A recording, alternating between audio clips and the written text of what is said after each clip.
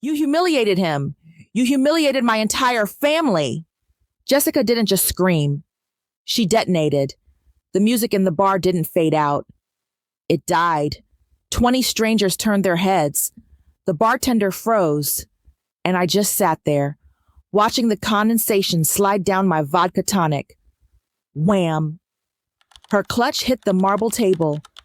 Are you even listening to me? She hissed, her face a blotchy, violent red. He felt rejected. You made him feel small. You were supposed to be the nice one. I took a sip. The vodka burned, but it was the only thing stopping me from laughing in her face. I didn't humiliate anyone. Jess, I just finally realized what I actually am to you. I'm not a guest. I'm an invoice. Rewind 7 days. 2 a.m. My apartment. The harsh blue glow of a spreadsheet burning my retinas. I call it the wedding tax. I'm 35, single. And in this friend group, that means I'm not a person. I'm a wallet with a pulse. I looked at the final tally for this wedding. Dress, sage green chiffon, ugly, $300. Hotel, 2 nights in a room that smells like wet dog, $450. Gift, the mandatory crystal vase, $200. Bachelorette, the all-inclusive nightmare in Cancun, $1,200. Total damage, $2,150. That's rent. That's a down payment on a car. I closed the laptop, feeling sick. I thought I paid that $2,150 to support my best friend, but I was wrong. That price tag included a hidden service fee, a mandatory date with her 42-year-old stepbrother, Dave. And trust me, Dave was not in the budget. The ambush didn't start at the altar. It started on a Tuesday, 5 days before the wedding, via a manic FaceTime call I never should have answered. Jessica's face filled my screen. She looked like a hostage negotiator running on dry shampoo and panic. Thank God. You're my rock. I literally can't do this week without you. I felt a twinge of guilt. I'm here. Jess, what do you need? Check your email. I just sent you a dossier. I clicked the notification. Dave, _ talking, _ points, .pdf. I frowned. Who is Dave? My stepbrother, the one from Ohio. Listen, I put you at table 9, next to him. Jessica wasn't looking at the camera. She was aggressively highlighting a seating chart. He's particular. He loves World War II naval history and he's strictly gluten-free but gets offended if you bring it up. Memorized page 2. He has a rescue dog named Rommel. I let out a laugh, a sharp, incredulous bark. Okay, Jess, funny. You want me to quiz him on battleships? Jessica didn't laugh. She stopped highlighting. She looked right at the lens. I need you to handle him. Her voice dropped to that conspiratorial whisper she uses when she's gossiping. He's awkward. I have investors at table 8. I can't have him roaming around talking about U-boats. You're good at people. You're the only one who can do this for me. Handle him. Like he was a volatile asset. Like I was a containment unit. Jess, I'm a bridesmaid, I said, a pit forming in my stomach. Not a babysitter. Just be a team player, she said, her smile not reaching her eyes. For me? Fast forward to the wedding day. If hell has a VIP section, it looks like that bridal suite. 90 degrees, smelling of hairspray and nervous sweat. I was steaming 5 layers of chiffon while Jessica screamed at a caterer about the shrimp count. I was the MVP. I was the fixer. I thought that bought me some immunity, but I was wrong. We were lined up on the lawn for photos. My feet were throbbing. The photographer yelled for the extended family shot. Get in here, Jessica barked. Before I could move, her hand was on my arm, fingers digging in hard. She physically shoved me to the far right. I stumbled, right into a wall of beige linen. I looked up, 6'2", heavy breathing, sweat pooling in the armpits of his jacket. Dave. He didn't look at my face. He didn't say hello. His eyes were locked firmly on my chest. He breathed in, a wet, rattling sound. Then, his gaze traveled slowly, deliberately down to my waist. "Stepmom says you're the last single one," he mumbled. Not a whisper, a statement of fact. "Good. Breeding. Hips." The world tilted. Good. Breeding. Hips. Bile rose in my throat, hot and acidic. I tried to step back, but Jessica's hand was still clamping my arm, locking me in place for the camera. She smiled, radiant and fake. I stood there, skin crawling, realizing the truth. There was nothing wrong with introducing two single people, but this wasn't an introduction. Been an assignment. By 7 p.m., I wasn't just tired. I was dissociating. Bridesmaid burnout is a specific kind of torture. It's dehydration, fake eyelashes gluing your eyelids shut, and the crushing weight of being a prop in someone else's play. I had survived the ceremony. I had survived the photos. I had successfully avoided Dave during cocktail hour by hiding in a bathroom stall for 20 minutes. I needed a lifeline. I ducked into a quiet corner near the kitchen doors, away from the thumping bass. I pulled out my phone. A voice note from Mark. Mark, my secret. The long-distance guy who actually treated me like a human being. I pressed play, holding the phone tight to my ear like a life raft. "Hey, Via," his voice came through, warm, low, sane. "Just checking in.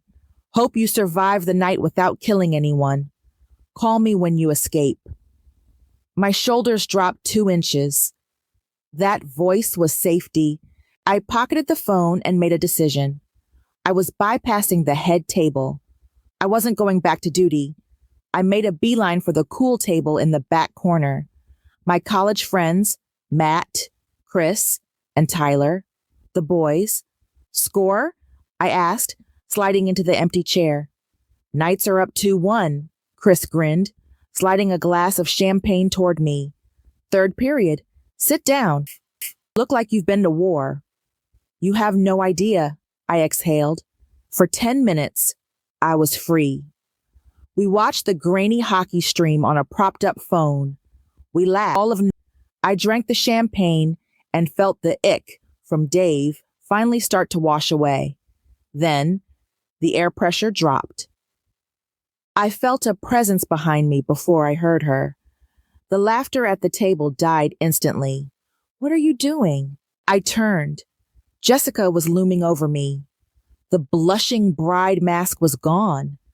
Her eyes were hard, scanning the table like a manager looking for an employee on an unauthorized break.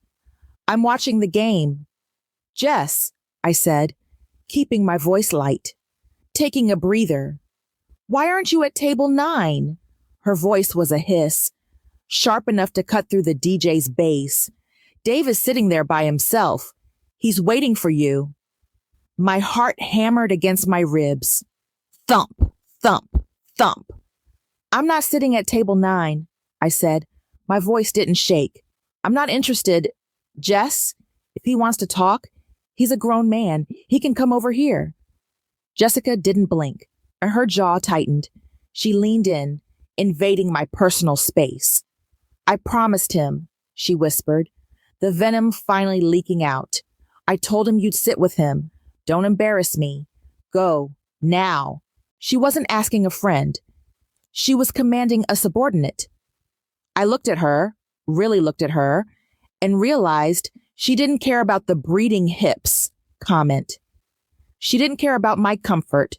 She only cared that her resource was malfunctioning. "No," I said. Jessica stood up straight. She looked at me with pure disgust. Then she stomped off. her heels clicking like gunshots on the parquet floor. Beside me, Tyler leaned in, his face serious. "She promised you to him?" he whispered, shaking his head. "Dude, that's on her. You're under no obligation to entertain advances just because you're single. That's messed up." He was right. But as I watched Jessica disappear into the crowd, I tasted metal in my mouth. This wasn't over. This was a declaration of war. I didn't have long to recover. Maybe 10 minutes. I was clutching my champagne flute like a weapon. My heart rate finally starting to drop when I saw the next wave coming. It was Mike, the groom. He walked over looking like a kicked puppy. Tuxedo tie undone, eyes darting around to make sure the perfect day wasn't cracking. He didn't look like a friend. He looked like a middle manager sent to fire someone. "Hey," he mumbled, rubbing his neck. "Mike," I said, "guard up. Look, Jessica is in the bathroom crying." The sentence landed like a punch to the gut. An old, trained reflex kicked in. The fawn response. My stomach dropped. Oh God, I made the bride cry. I started to stand up, but then I saw Mike's eyes. They weren't sad. They were annoyed. "She's a mess," he pressed, stepping closer so the other guests wouldn't hear. "She says you're ruining the dynamic. Can you just go sit with Dave for 20 minutes? Buy him a drink? Take one for the team? Take one for the team? Like I'm jumping on a grenade?" "I'm not a prop, Mike," I said, my voice shaking. "If Jessica is crying because I won't date her stepbrother, that's not a seating chart problem. That's a Jessica problem." Mike sighed. The nice guy mask slipped. He looked at me with cold exhaustion. "You're making this really difficult. It's just 20 minutes. Stop being dramatic." "Dramatic?" "No," I said. He walked away, shaking his head like I was the villain. The adrenaline spiked, buzzing in my ears. Tinnitus? R-E-E-E-E-E-E. The room felt too small. The air felt too thick. I couldn't breathe. "I'll be right back," I choked out to the guys. "Need air." I headed for the restrooms near the lobby. The hallway was dimmer here. The thumping bass of the reception faded into a muffled, rhythmic heartbeat behind the heavy doors. Click-clack, click-clack. My heels on the marble. Faster, faster. I turned the corner toward the ladies' room and stopped dead. He was waiting. Dave, leaning against the wall. He straightened up, a slow, lopsided grin spreading across his face. He didn't look socially anxious now. He looked hungry. "There she is," he slurred. I tried to step around him. "Excuse me, Dave." He sidestepped, blocking my path. The hallway shrank. "Jessica said you're hiding from me," he said, invading my personal space. I smelled stale wine and cheap cologne. "She said you're playing hard to get. I like that. I like a challenge." My skin went cold. Triangulation. Jessica wasn't just pressuring me. She was feeding him a script. She turned my no into a chase me. "I'm not playing anything," I said, backing up until my shoulder blades hit the plaster. "Move." "Come on," he chuckled. Low, guttural. His hand, heavy and damp, landed on my waist. His fingers squeezed, digging into my ribs, claiming me. "Stepmom said you were lonely," he whispered, leaning in. "You don't have to be." Snap. The fear evaporated, replaced by pure, white-hot revulsion. I slapped his hand away. Hard. "Don't. Touch. Me."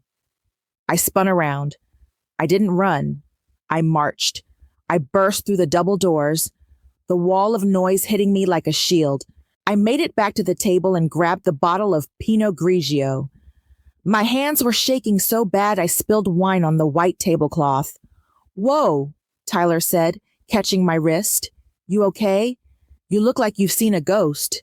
"Dave," I whispered. "Hallway. He..." He grabbed me. He said Jessica told him to chase me. The fun vibe at the table died. Tyler looked at me. He didn't tell me to calm down. He didn't tell me I was crazy. He offered me the truth I was too scared to see. Listen to me, Tyler said, his voice cutting through the noise. This isn't about you being difficult. It's the trope. I blinked. What?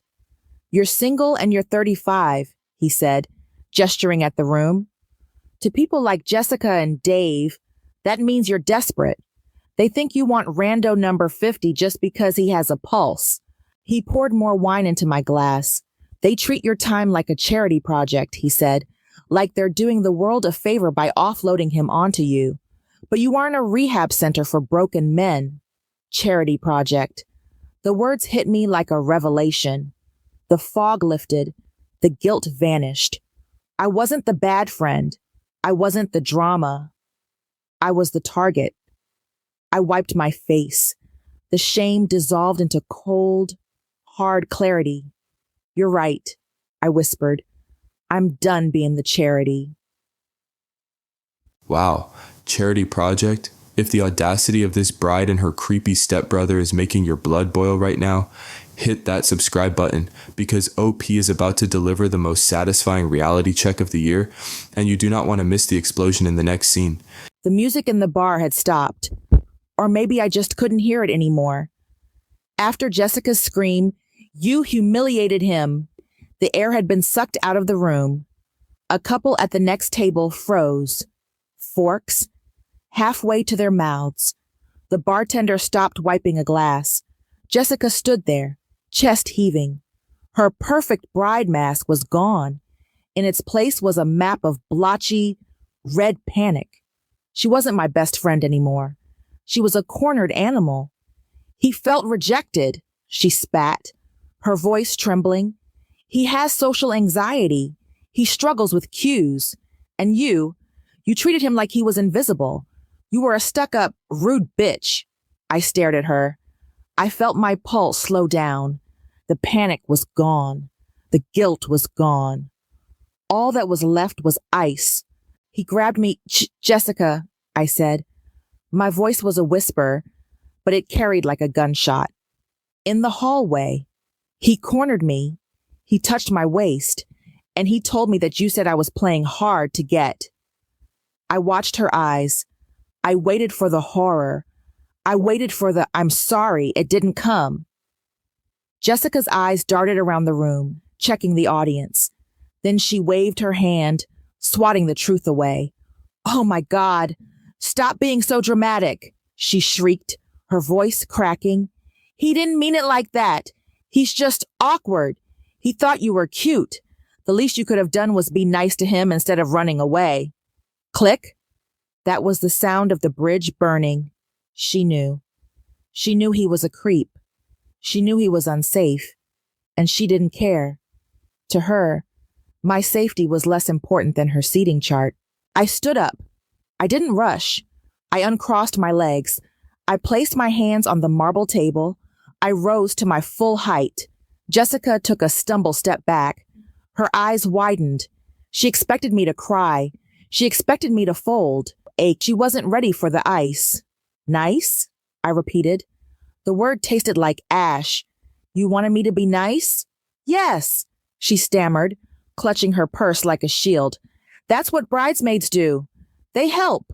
"I helped," I said. I stepped closer. She shrank back. "I spent $2,000 to be here. Jessica, I planned your bachelorette. I steamed your dress while you screamed at the caterers. I held your flowers.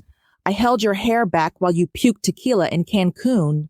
Jessica opened her mouth, but I cut her off with a look so sharp it could have drawn blood. "But I am not a minder for a middle-aged man," I said. My voice was rising now, commanding the room. "I didn't sign up to be a buffer for your creepy stepbrother." Jessica's face went pale. The narcissistic collapse was hitting. She looked around, realizing she was losing the crowd. "Stop," she hissed, tears forming. "You're making a scene." "No, you made the scene," I countered. You promised me to him like I was a party favor. You told him to chase me. I leaned in, close enough to smell the fear and the expensive Chardonnay. If I had known I was expected to babysit an underemployed 42-year-old man, I would have retired from this friendship years ago. Jessica flinched. She looked small, pathetic. I just wanted him to have a date. I picked up my purse. I looked her dead in the eye. Then hear this clearly. Jessica, I'm not an escort. I let the silence hang. 1 beat, 2 beats. If you were so invested in him having company, you should have hired him a professional. The bartender audibly gasped. Jessica stood frozen, mouth open, paralyzed by the absolute destruction of her argument. I reached into my wallet. I pulled out a $20 bill and slapped it onto the table next to her trembling hand. For the drink, I said. I quit. Don't ask me to be a bridesmaid again. Consider me retired. I turned on my heel and walked out. I didn't look back. I didn't need to. I could feel the heat of the bridge burning behind me.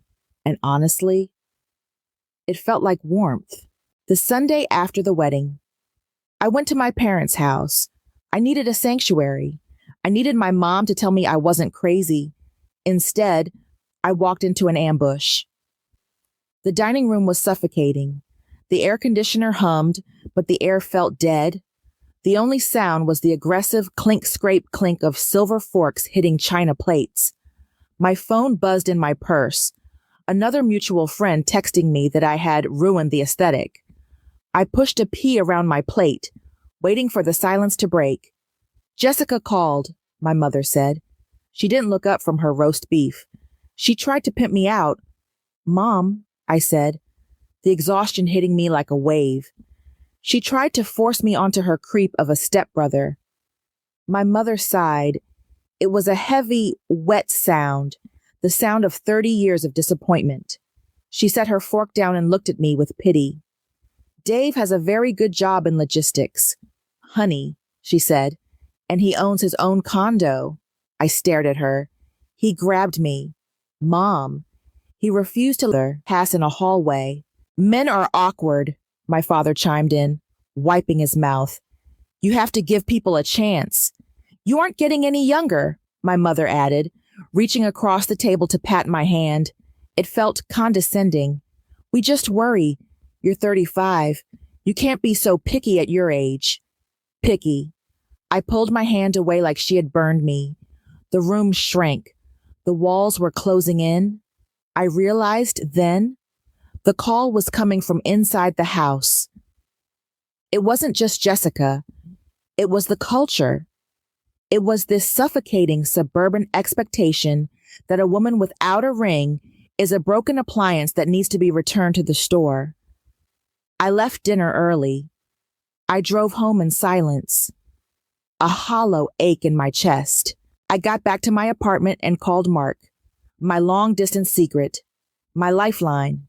He picked up on the 3rd ring. Hey, I said, my voice cracking. Rough night.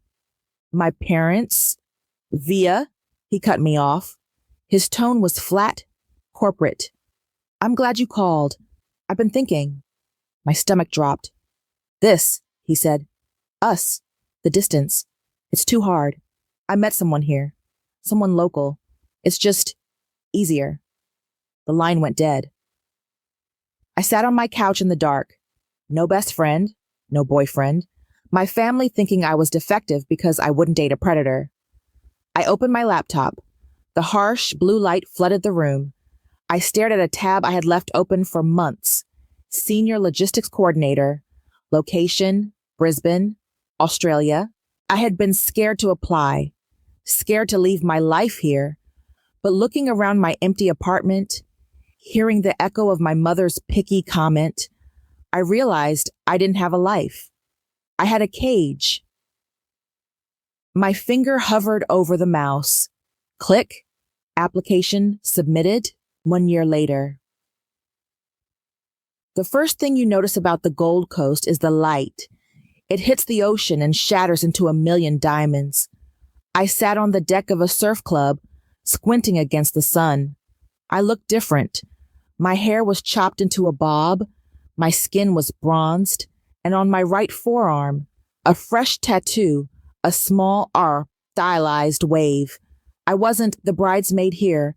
I wasn't the spinster. I was just me. 2 schooners and a basket of chips, my friend Sarah said, dropping a tray onto the wooden table. Sarah didn't know about Jessica. She didn't ask why I wasn't married. She just asked if I wanted to go hiking in the hinterland on Saturday. I took a sip of the cold beer. It tasted like salt air and peace.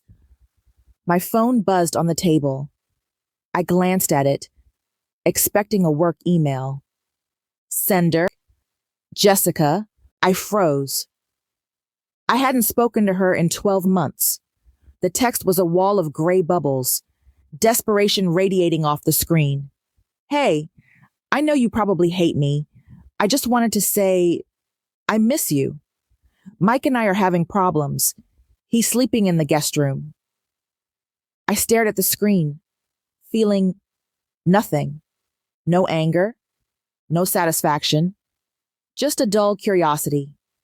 I scrolled down. And you were right about Dave, she wrote. He got arrested last month.